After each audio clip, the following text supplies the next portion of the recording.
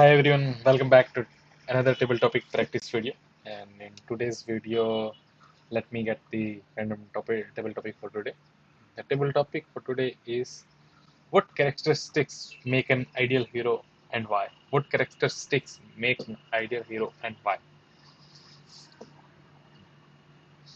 Ideal hero. Over the period of time, I have come to realize one thing that uh, there is nothing like ideal person in the world. Everybody has shortcomings. Everybody has something beyond like what characteristics as well. So, and I still remember a time when I just found out some controversial things uh, about Mahatma Gandhi or any other good personality that I used to admire. That I used to get angry that this person I felt like cheated.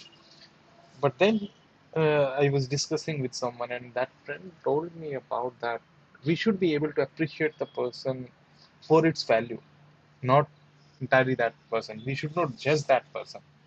Another instance that uh, that he talked about that there is a president, and then there is position, right? We should always in corporate in government also, like they are taught to value that position that person holds, right? If you're not able to appreciate that person, that position is sacred.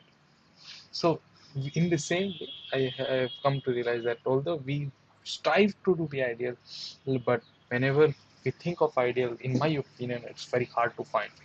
And we should always try to strive better. And even though I have to describe uh, characteristic of an ideal hero, that would be subjective to me. What ideal for me won't be ideal for any other person. So when you choose your heroes, be conscious of that, right? You are choosing that person for its their values, not entirely that person, not fascinated by that person or the glamour kind of. Appreciate the values that those persons have. Thank you. Over to you.